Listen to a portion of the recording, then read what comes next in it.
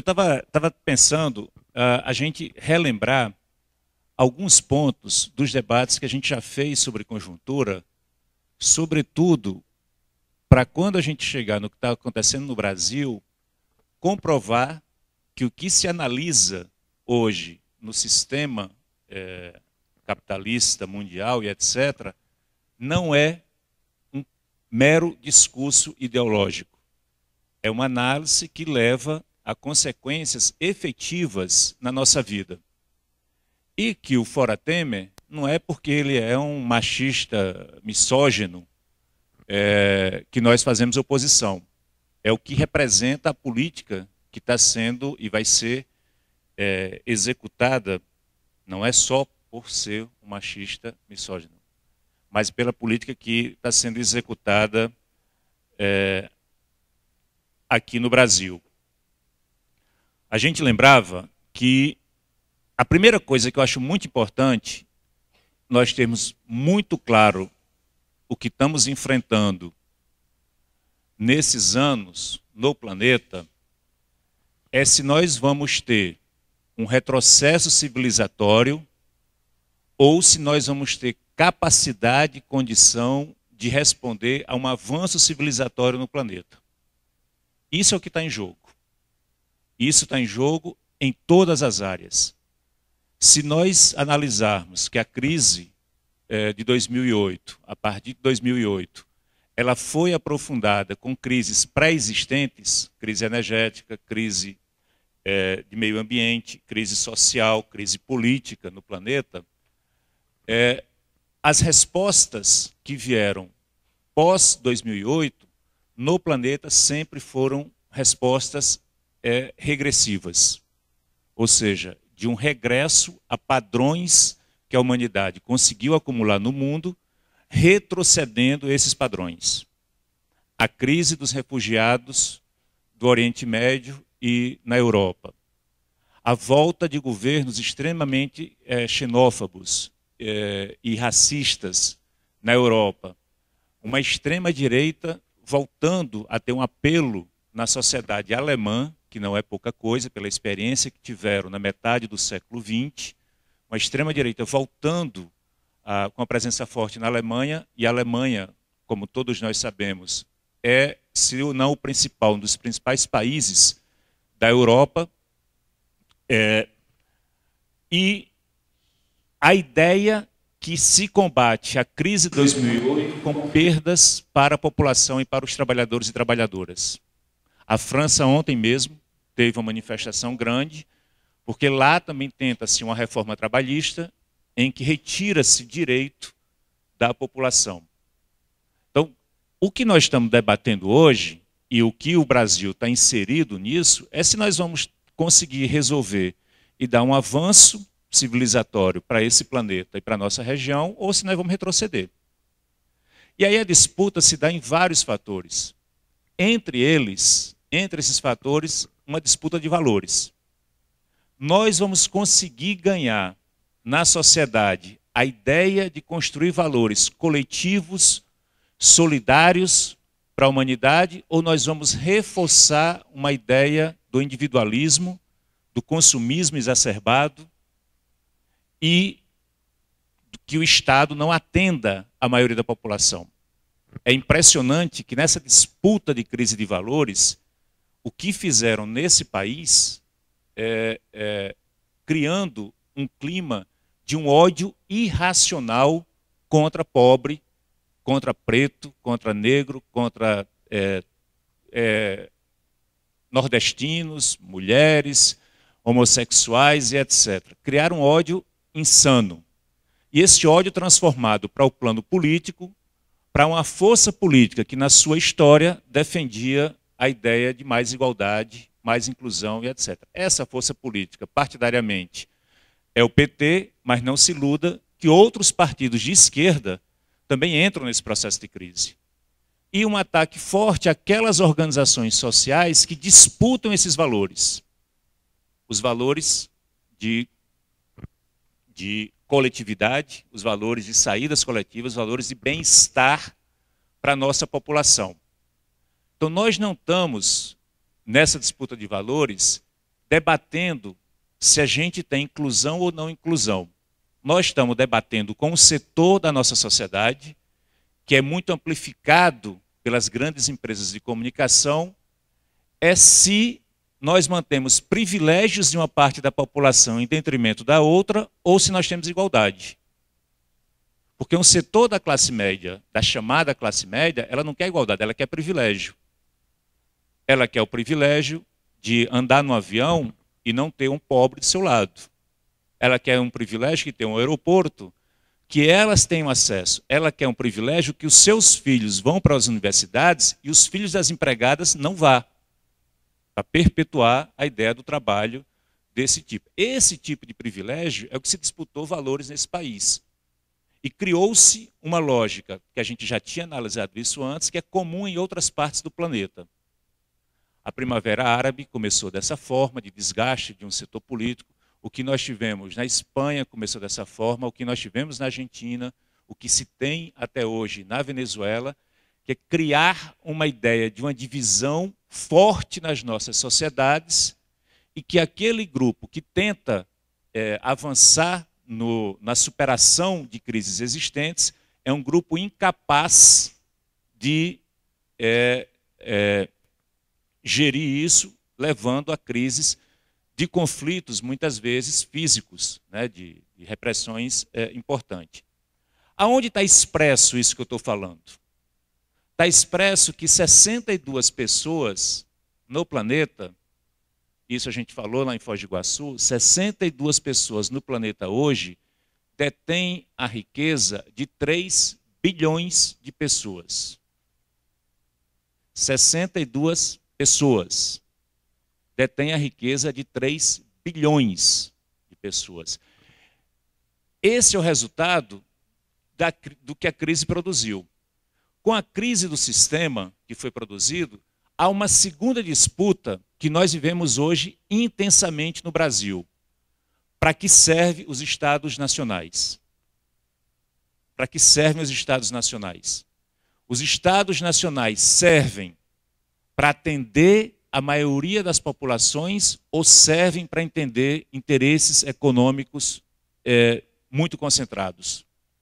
Essa disputa nós vamos provar que ela tem hoje no Brasil, ela existe hoje no Brasil com as políticas anunciadas pelo governo golpista do Michel Temer. E o interessante nessa ideia do governo golpista, etc., é que por mais que você possa dizer isso é coisa de petralha, isso é coisa de petista, isso é coisa de cultista, aqueles setores da sociedade brasileira, mesmo do outro lado, que tem alguma lucidez política, reconhece isso como um golpe. Eu não ia falar isso agora, ia falar depois, mas nós tivemos alguns golpes nesses anos, aqui sobretudo aqui fora os golpes no Oriente Médio, etc., alguns golpes aqui na América Latina. Em 2009, em 2004 a gente teve no Haiti, em 2009 em Honduras, em 2012 no Paraguai e 2016 no Brasil. Com todo respeito a esses outros 3 países, o Brasil está comparado à democracia hondurenha, à democracia paraguaia. Com todo respeito a esses países, com uma institucionalidade muito menos consolidada pós-ditaduras do que o Brasil. Então, hoje nós estamos no mesmo time. Brasil, Paraguai, Honduras e Haiti. Então, nós estamos nesse... Está escutando bem? Nós estamos nesse patamar. Então, nessa concentração, como se expressa hoje o que nós disputamos aqui no Brasil e o que a gente disputa no planeta? E aí, depois disso, nós chegamos ao tema da jornada continental pela democracia e contra o neoliberalismo. Aqui eu estou entre educadores, sejam professores, professoras, funcionários e funcionárias, eu não vou muito longe. Mas nós podemos dizer que nós estamos numa terceira fase do que se chama de neoliberalismo. Né? A terceira fase. Primeiro é o seguinte, na crise do capitalismo em 1930, o que produziu depois da crise? Produziu a Segunda Guerra Mundial, né? A chamada Segunda Guerra Mundial. A Segunda Guerra Mundial, a saída da Segunda Guerra Mundial, ela foi diferente do que nós temos hoje, porque, na época, o mundo já vivia uma bipolaridade. O campo da União Soviética de um lado e o campo, representado aí pelos Estados Unidos, de outro. A saída da crise do capitalismo mundial, depois da Segunda Guerra, pela existência da bipolaridade, produziu um efeito que se chamou Estado de Bem-Estar Social Europeu, juntando a Europa toda e criando um estado de bem-estar social com muitos ganhos trabalhistas, previdenciários, sociais, humanitários para a maioria dos países da chamada Europa Ocidental. Por quê foi criado isso como saída? Porque ele disputava, no caso da Alemanha, do outro lado do portão, do outro lado da rua, com o comunismo, chamado comunismo. Então produziu isso. Ao Estados Unidos se apresentar como modelo mundial de solução para a humanidade, nos Estados Unidos, para avançar isso aí, criou-se o American Way of Life, o modo de vida americano. Então, o modo de vida americano, a partir dos anos 50 e 60, era um modo de vida de consumismo. Tem um consumismo importante, tem um padrão importante, diferenciando da Europa, recém-construída a União Europeia, ainda com poucos países, com uma ideia de mais comércio. Se nós tínhamos as universidades, as escolas e a saúde pública forte na Europa, nos Estados Unidos a gente já tinha isso privatizado, pela cultura que se tem nesse país. Mas isso sobreviveu nesse sistema até os anos 70. Nos anos 70, a gente começa a ter um processo de crise. Quando a gente fala crise, não é crise para as populações, é crise para os setores econômicos dominantes do planeta, de como dar o retorno. Bom, eu não tenho tempo para avançar muito nisso, mas a primeira fase do chamado neoliberalismo começa nos anos 70. Começa nos anos 70 na Grã-Bretanha e, no nosso caso, aqui na nossa região, no Chile. Lembre-se que o golpe militar contra o Salvador Allende, dado pela junta militar do Pinochet, em 73, o programa do golpe militar de 73 no Chile foi liberalização comercial e privatização do Estado. Então, a ditadura naquele país privatizou. O Chile hoje é o país que tem mais acordos de livre comércio aqui nas Américas, aqui na América Latina. Depois, na ditadura da Argentina, a gente também avança para a liberalização comercial. Em outros países, na Bolívia, da mesma forma, com a privatização do que o Evo reverte depois, o gás, o petróleo, né, das riquezas naturais. No Chile, principal o cobre. No Brasil, a ditadura fez diferente, já nos anos 70. O que ela fez? Ela pegou as empresas transnacionais, trouxe para dentro do Brasil, mas criou um processo de desenvolvimento nacional. Aí a gente conheceu, quem estudou ou quem é daquela época, o Milagre Brasileiro, e etc. Então, o Brasil não vive essa liberalização comercial que viveu esses outros países. Quem é da minha idade, ou um pouco mais velho, lembra que no final dos 70, quando a gente era garoto, e nos anos 80, ter um produto importado no Brasil era coisa de rico. Ter esses All-Star que hoje...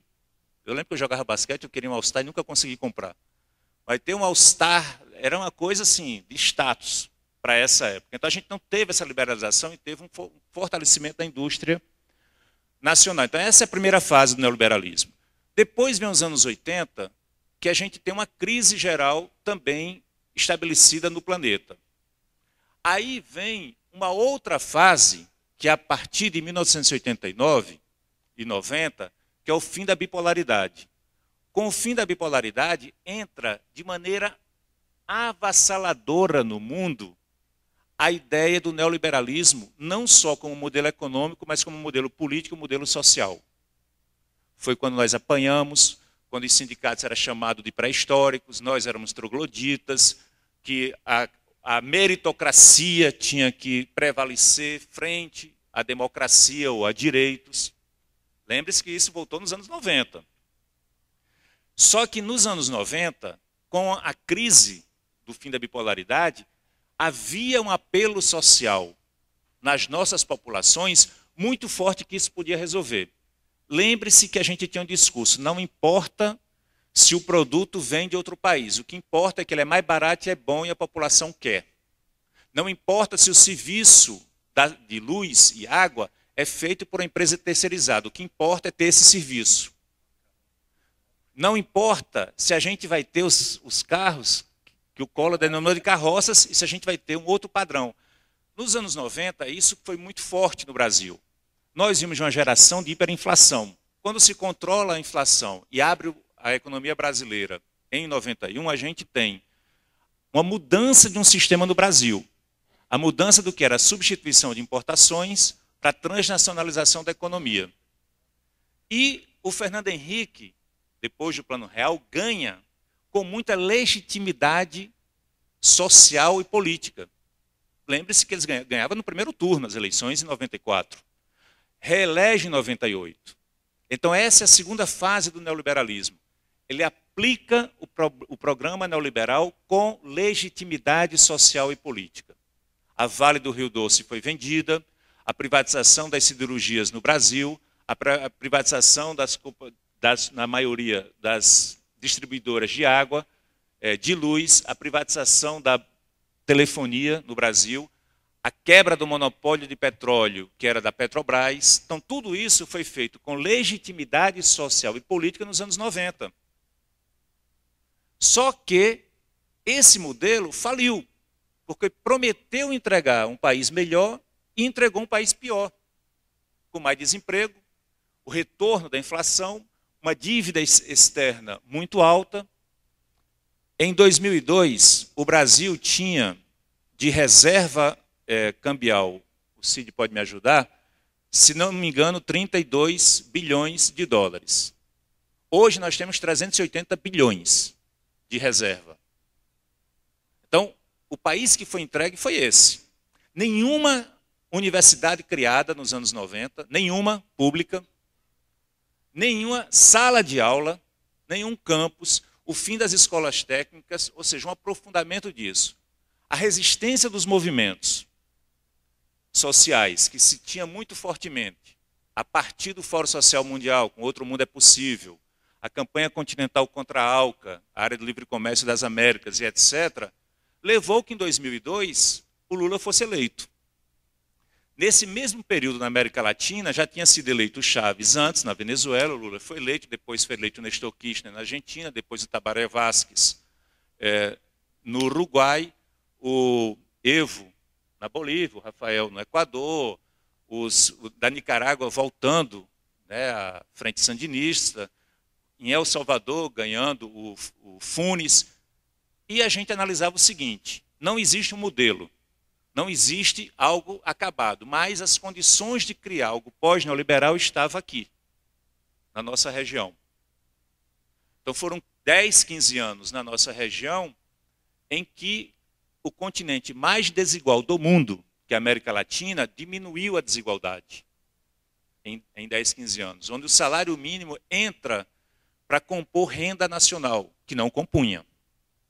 Né? E a gente tem um processo de inclusão social muito forte. Então essa foi a disputa da crise que a gente tira da segunda fase do neoliberalismo. Com a crise de 2008, a partir de 2008, a gente entra numa terceira fase, que é de aprofundamento do modelo neoliberal. Ou seja, dá para o mercado o que ainda é de controle do Estado ou de controle público. Dar os direitos das pessoas para o mercado. Sabe qual é a média? Era você que estava falando a média de aposentadoria no Chile? Não, foi o debate lá no Uruguai. A média dos aposentados no Chile, depois da reforma, 30 anos depois, não chega a $80 por mês. Depois de toda a privatização do sistema previdenciário chileno. Então, 30 anos depois, quem está se aposentando agora ganha $80. Aqueles que ganham, porque tem um que tem para receber um dinheiro, o dinheiro acabou, não tem mais de onde vir. Porque são os fundos privado de pensão. Então, para aprofundar a terceira fase, as pessoas têm que dizer para a população na urna, no voto. Primeiro, não vai dizer que o Estado vai ser para as empresas, mas vai ter que dizer o seguinte: todo mundo aqui vai ter que trabalhar até 70 anos. Nós vamos ter que entregar o pré-sal, que é uma das maiores reservas petrolíferas do mundo, nós vamos ter que entregar para as empresas privadas, a Shell, Texaco, a ESSO. Não vai ser de controle público. Nós vamos ter que reformar a nossa Constituição de 88 e as 44 horas semanais do máximo de jornada que nós temos hoje tem que subir para 50 ou 60 horas. Então, vai ter que ser dito que nós podemos ter jornada até 60 horas. Vai ter que ser dito à população que você vai trabalhar ganhando por hora trabalhada. Ganhar por hora trabalhada significa dizer o quê? Que o sábado e o domingo que você não trabalhe, você não vai receber. Que você não vai ter férias de 30 dias. Todo mundo não, uma boa parte cria um mito sobre os Estados Unidos, não é? Os Estados Unidos é assim. Primeiro que lá não tem férias. Se você tira férias, uma semana, 10 dias, 15 dias, aqueles dias você não vai receber seu salário. Você não recebe o domingo não trabalhado. O que leva as pessoas? A trabalhar muito para poder compensar. Né? Compensar isso. Então, esse programa vai ter que ser dito à população. Qual é o problema? O problema é que isso não ganha eleição. Em não ganhando eleição, vai ter que ter fórmulas desse programa ser aplicado sem o aval da população. Então, o que nós tivemos no Brasil, meus queridos e queridas amigos e amigas, não tem nada a ver com petralha, de Dilma ser antipática, de Lula ser... Não tem nada a ver com isso. O que tem a ver é, nós precisamos tirar essa turma que ainda resistia a aplicar o programa. E olha que a Dilma tinha feito muito ajuste fiscal e etc. Né? Mesmo assim, não serve. Então tem que tirar. Tem que tirar o Maduro e cria-se um problema, por quê? Porque tem que voltar a ter a Venezuela da forma como tinha antes. A exceção que nós temos é na Argentina, que ganhou as eleições. Eu acompanhei bastante na Argentina. Fui para Atos, lá pela CSA, pela Confederação Sindical das Américas. O Macri dizia, uma Argentina de paz, uma Argentina de amor, uma Argentina de unidade. Não apresentou nada de programa. Tudo era recompor. Recompor os argentinos, voltar o orgulho dos argentinos. Essa semana vocês viram. A energia elétrica aumentou 500% na Argentina. Energia elétrica, 500%. Gás, que é muito importante na Argentina, 200%. O que está acontecendo? A geração, essa geração de 30, 30 e poucos, 40 anos, que saiu de casa para ter seu apartamento, morar, às vezes até em república, está voltando. Porque não consegue manter aluguel, luz e gás. Ou seja, mais uma vez, os pais se ferraram. Eu, como sou pai com um filho de 30 anos, estou até preocupado. Então, isso foi aplicado com uma forte oposição hoje. Bom, então, o que a gente está fazendo, então? E qual a resposta que a gente tem para isso? Nós, aqui, vou começar indo para os finalmente, nós começamos a reunir alguns movimentos que são movimentos que têm uma expressão continental e que já tiveram juntos no passado. A partir de 95, 96 e 97 em Belo Horizonte, quando a gente criou a Aliança Social Continental, depois a campanha Continental contra a ALCA, vários de vocês dessa sala lembram da campanha Continental contra a ALCA. No ano 2000, 2001, 2002, 2003, quando a gente fez uma mobilização grande nas Américas, nós juntamos o que é o movimento sindical na CSA, Confederação Sindical das Américas, a qual eu faço parte, a Via Campesina e a Confederação Latino-Americana de Organizações Camponesas, a CLOC, a Marcha Mundial de Mulheres, o Jubileu Sul, Amigos da Terra, redes, entidades estudantis como o OCLAI, entidades indígenas, juntamos tudo e dissemos assim, ó, pessoal, depois de 2005, quando a gente derrotou a ALCA, cada um foi para um lado. Cada um fez uma coisa nas Américas. A gente cuidou disso, vocês cuidaram daquilo e tal. Nós estamos no momento que nós estamos na disputa que eu falei nas primeiras frases. Ou a gente faz uma disputa para um padrão civilizatório mais favorável, a gente vai ter um retrocesso enorme. retrocesso em algumas relações sociais de mais de um século, contando o século XX. O que nós fizemos? Não adianta inventar moda. Vamos ver o que nos unifica numa coisa que seja precisa no atual sistema de exploração que a gente tem e que possa, cada entidade, de acordo com suas condições, com sua característica e com sua representação, trabalhar de forma conjunta.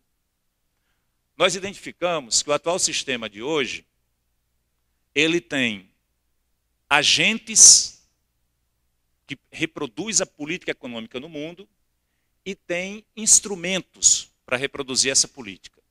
Muitas vezes, muito mais fortes que os Estados nacionais. Quais são os agentes? As grandes transnacionais. As grandes transnacionais hoje dominam o planeta. A Monsanto, com o tema das sementes, a privatização das sementes, a privatização da alimentação, as grandes siderúrgicas, os grandes bancos internacionais. E esses agentes, as transnacionais, eles criam um processo de dominação hoje no planeta que é perverso, que se chama as cadeias de valores. Em espanhol, cadenas de subministro. O que é? Você não precisa mais de uma grande empresa multinacional ser instalada num país. Você vai para a vocação, entre aspas, em cada país, e aquele país vai produzir uma parte do que essa transnacional necessita. Junta-se depois e distribui a produção pelo mundo. Isso cria uma nova divisão internacional do trabalho. Para onde estão indo? Para onde tem menos direito. Menos salário, maior jornada, maiores condições de exportação, infraestrutura e etc. Significa dizer o quê? Que do ponto de vista do desenvolvimento nacional, alguns países vão ficar congelados no padrão que tem hoje. E alguns outros avançam ainda nas sedes mães dessas transnacionais. Se o Brasil ele for vocacionado a produzir aço, a produzir soja, a produzir, já não para nós, sob nosso controle, o petróleo, significa que ele está produzindo só commodities. O valor agregado disso não vem para nós. Porque a soja que é exportada para a China é para os porcos na China, não é para as pessoas. A gente produz soja aqui para porco na Argentina comer, ou na China.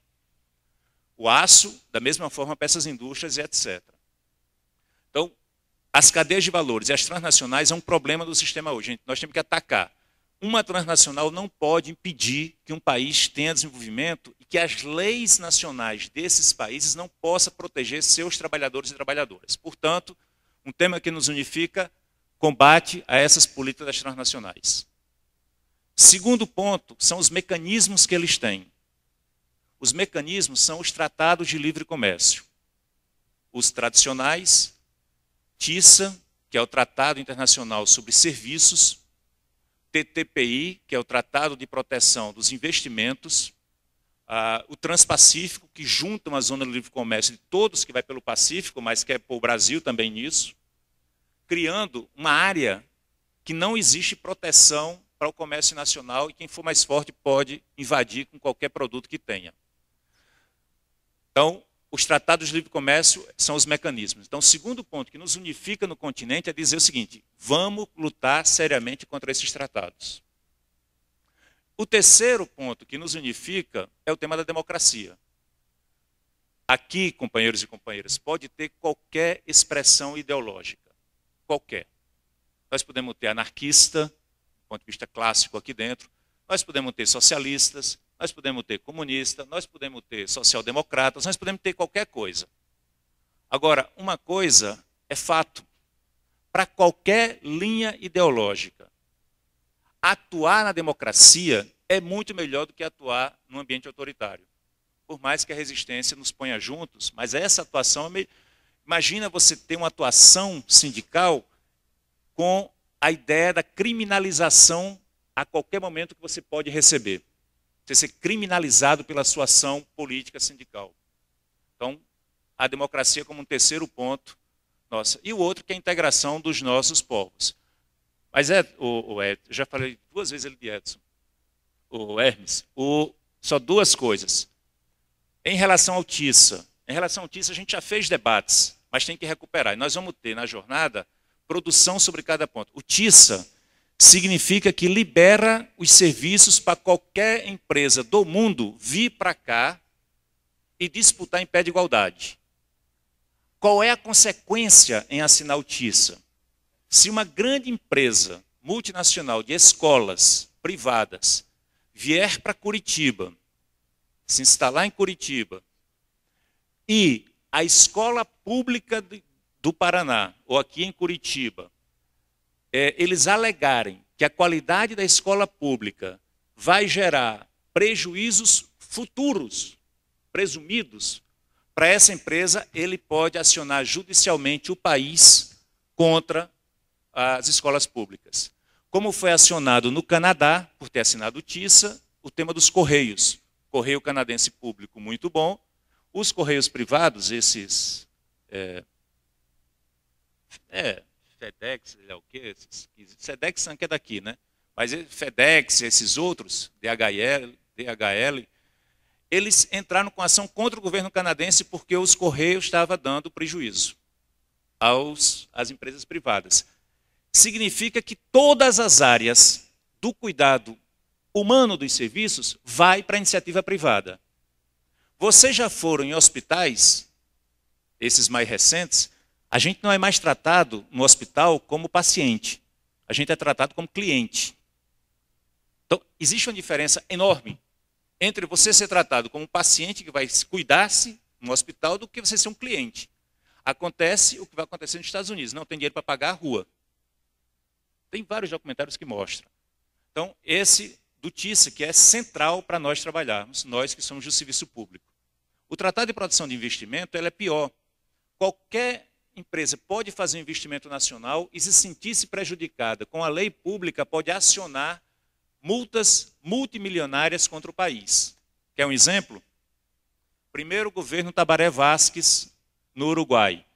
O Tabaré é um médico, e não por ser médico, mas é muito chato nessa coisa, ele fez uma campanha duríssima dentro do Uruguai contra o tabagismo. Proibiu fumar dentro de bar, dentro de repartição, dentro de tudo. A Philip Morris, que é essa empresa de cigarros, se sentiu prejudicada pela política pública contra o tabagismo no Uruguai. O que a Philip Morris fez? Acionou o Uruguai a pagar, sei lá quantos milhões de dólares para ela, porque não gerou lucro. Esse é o Tratado de Investimentos que o Serra está querendo propor, o nosso ministro de Relações Exteriores. Então, o que nós estamos dizendo? Tem que juntar todo mundo. Não tem um outro lado. Se o 1% da população mundial controla a riqueza de 99% da população, quem é 1% no Brasil? Quem faz parte de 1%? Porque a classe média acha que faz, mas não faz coisa nenhuma. A Thaís fala classe média pão com ovo. Não faz. Agora, quem é 1%? Os Marinho, dono da Rede Globo, faz parte de 1%. O que vocês acham que a Rede Globo vai veicular e vai priorizar? A defesa de quem? Então, quando a gente fala que a imprensa, a mídia brasileira é controlada por 7 famílias, são 7 famílias que fazem parte de um extrato social que não é o nosso. E ali tem interesse, não tem neutralidade. Não existe imprensa neutra. Não existe, nem a nossa, nem da PP, tem lado. Então, é claro que a gente assume, a gente está do lado da verdade, ué. Então, assume. Então, essa ideia da gente juntar o que tem, independente da nossa opção, ela é muito forte para dar força, para dar potência. Eu vi várias saudações aqui no início dizendo o seguinte: estamos desanimados, estamos não sei o quê. Vários companheiros que começaram o informe, né, buscando energia.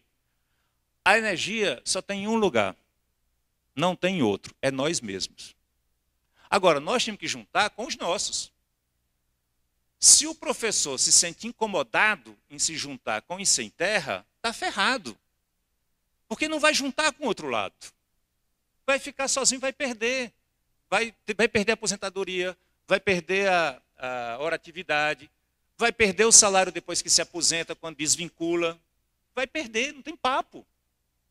Então, a ideia de juntar com quem quer uma humanidade diferente e quer um padrão diferente é fundamental. É hipocrisia falar em crise da Previdência Social no Brasil. Primeiro que junta saúde, seguridade e previdência num rubro só. Segundo, qual é o papel do Estado se não cuidar do seu povo? Por que não pode ser gasto com isso? Quem disse que não pode? Quem disse que não pode ter outra política econômica? É o tal do 1%. Bom, o que nós temos hoje no Brasil? Entramos nesse clima desse modelo, queridos e queridas. Quando se tira a Dilma sem crime de responsabilidade, e aí fala golpe parlamentar, é porque seguiu o modelo de golpe que foi feito no Paraguai, que também foi um golpe parlamentar. Em Honduras, o golpe foi do judiciário referendado pelo parlamento. Para ter o petróleo do Iraque, os Estados Unidos produziu uma guerra insana, que custou milhões. Os Estados Unidos vai ter o petróleo brasileiro sem gastar uma bala. Aí nós temos mais dois aspectos que está presente hoje, que governos como Serra no Ministério do Trabalho, no Ministério das Relações Exteriores e o Temer como presidente, é possível que aceite. É bom lembrar o seguinte, esse programa que está sendo anunciado pelo governo Temer, nem nos anos 90, no governo Fernando Henrique, foi anunciado. Nem na época do Fernando Henrique tiveram coragem de fazer. Nem nessa época. Porque o Fernando Henrique não assinou os tratados de investimento, não assinou o TISA, não assinou o tratado com a União Europeia, Mercosul e União Europeia. Tem dois elementos que é muito perigoso. O primeiro elemento que é muito perigoso, nós termos no Cone Sul do nosso continente uma base militar estrangeira. Então são duas bases militares que estão sendo feitas no Cone Sul. Uma em Ushuaia e outra na Tríplice Fronteira, por volta ali de Porto Iguaçu e etc. Dos Estados Unidos, aceito pelo Macri. No dia 21 de outubro, nós vamos a Porto Iguaçu fazer um ato contra isso. Espero ter uma caravana boa da APP lá. É só atravessar a fronteira, o pessoal de Foz do Iguaçu, é só atravessar ali um ato forte contra as bases militares e pela jornada que a gente está fazendo. 21 de outubro, na sexta. Então, a base militar presente aqui. Segundo, uma coisa que o Requião, o senador Requião, pediu para pôr funcinheira nos políticos brasileiros, que é a privatização do aquífero Guarani. Todo mundo nesse planeta sabe que o conflito humanitário, o conflito da humanidade mais para frente, se não tiver um outro padrão de relação mundial, vai ser a água. Né? Todo mundo sabe disso. Aí a gente já começa a escutar a privatização do aquífero Guarani. Privatizar para quem? Para Nestlé, Coca-Cola e etc. Agora você imagina, no lado argentino, em cima do aquífero Guarani, naquela região toda, os grandes bancos, Credit Suisse e outros bancos internacionais já compraram terras, uma quantidade de terras enorme aí. Por que compraram terra lá? Porque embaixo da terra tem água. Então, já são desses bancos. Aí a gente põe uma base militar estrangeira, dos Estados Unidos, aqui. Aonde? Em cima do aquífero. Aí depois vem o debate da privatização dessa água. A fórmula fecha. O controle desse império sobre a América Latina num dos principais bens naturais que nós temos. Então, essa é um risco enorme que nós temos aqui na região. O outro risco é nós aprofundarmos uma ideia de diminuir a democracia, porque a democracia não é útil a esse sistema. E aí, companheiros e companheiras, o que está em jogo no Brasil nós vamos recuperar ou não? Nós somos daqueles e daquelas que achamos que o ciclo aberto na América Latina de transformações sociais é um ciclo longo. Esse ciclo não morre com um golpe ou com uma derrota eventual na eleição. Porque nós, na América Latina, e vocês aqui no Paraná, e vocês aqui da APP, não estamos de joelhos. Nós estamos em pé. Nós estamos em pé. Não é possível que o trabalho de gerações tentando construir um mundo melhor não tenha uma consequência no momento mais difícil que nós estamos vivendo nesse século. Não é possível. Não é possível que nós não acreditemos na capacidade da Frente Brasil Popular, da Frente Povo Sem Medo, na nossa capacidade de debater temas que são dificílimos. Ah, a minha companheira está na escola, está em sala de aula. Ela disse que o Lisímaco está muito ruim com a composição interna dos professores. E o debate é difícil, o debate das escolas cada dia é mais difícil, porque a ideia da separação e do ódio está incrustada na nossa base. Né? Eles se acham que são do 1%. Né? Então, eu sei que é difícil. Agora, é muito diferente do que... Cadê o Mário Sérgio como ancião aqui? Do que a época do Mário Sérgio, que, na recomposição do sindicato, que tinha que convencer parcelas em um ambiente muito mais difícil que hoje, ou outros companheiros na construção do nosso movimento. Né? Então, essa ideia da resistência é importante. Agora, Hermes, eu, para concluir, não quero me meter na interna de vocês, eu já tenho problema demais na minha interna lá na CSA, então não quero me meter na de vocês, e acho que a gente tem a Jânia, da executiva da CUT, tem outros companheiros que são o Rony, que é daqui do Paraná, da executiva da CUT.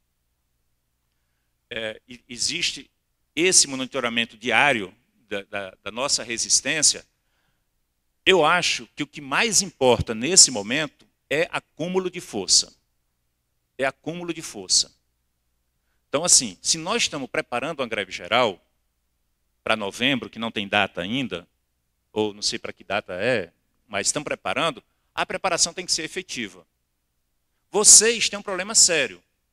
Vocês, quando falta, desconta, mexe na carreira, mexe nisso, mexe naquilo, tem dia 30, tem dia 29, tem um monte de dia que você já para. Né?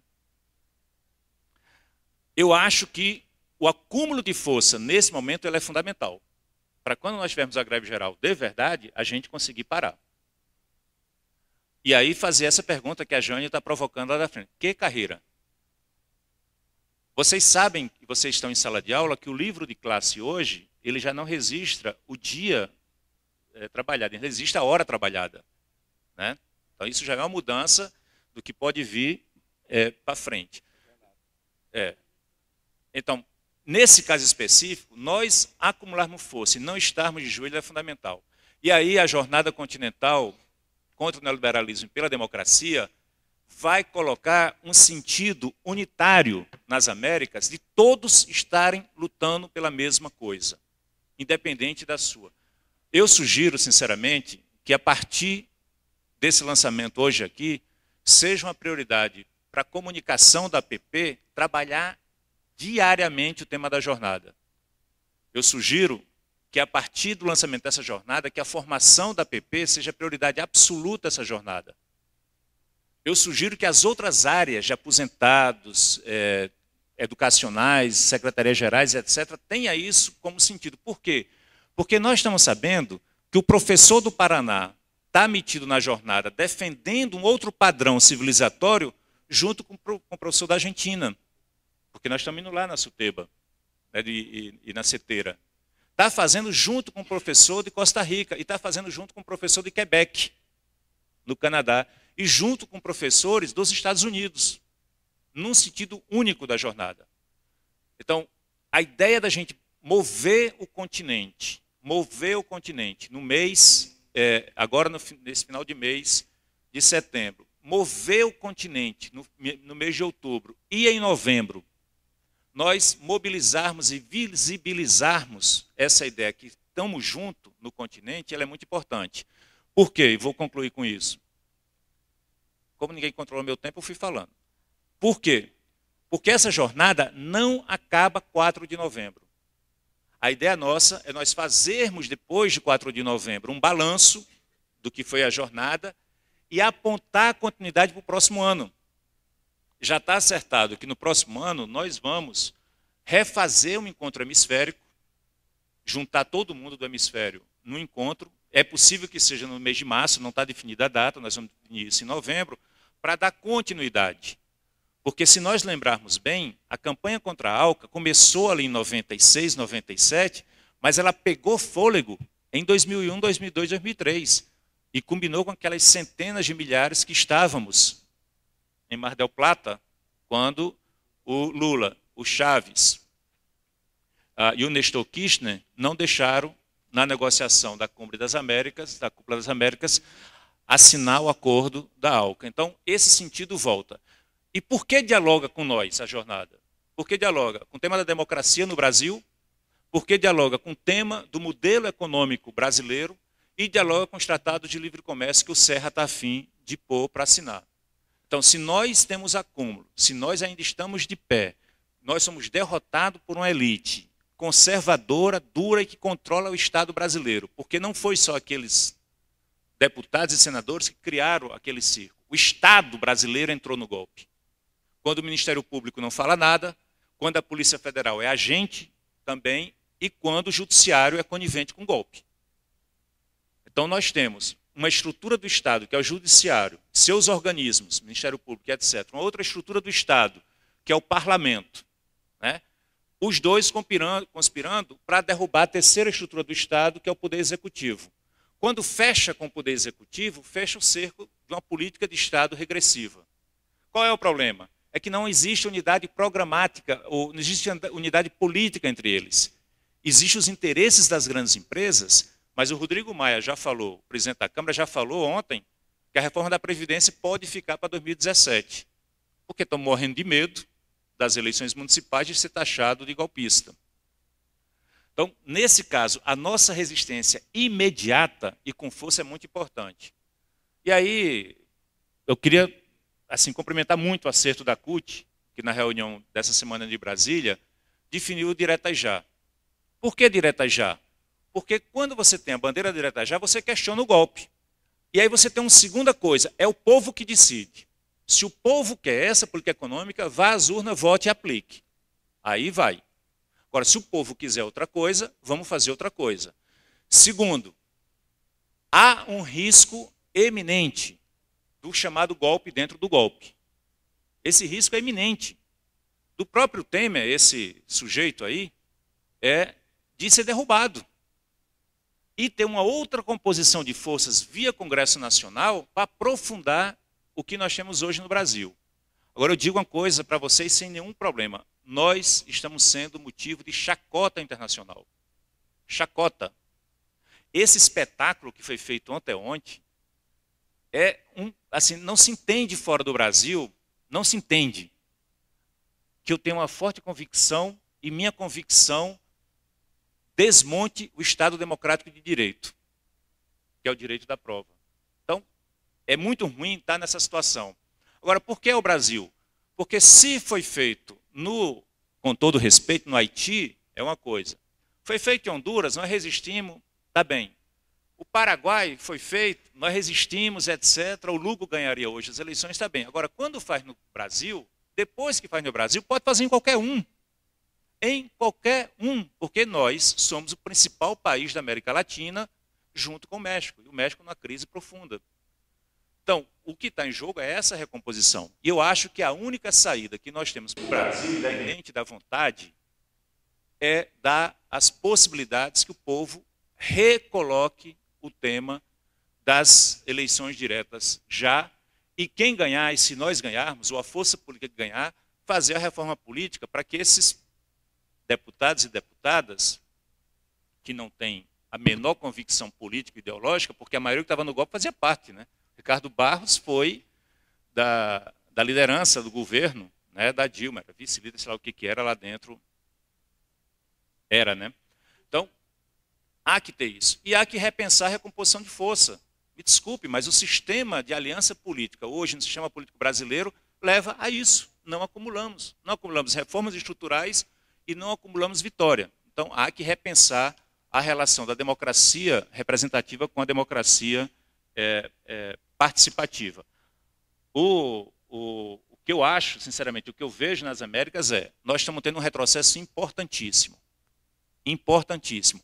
Agora, não existe um só país que não exista militantes sociais e políticos que estejam resistindo. E a disputa, mais uma vez, é uma disputa civilizatória. O que nós queremos para a nossa civilização. É essa disputa que a gente está fazendo.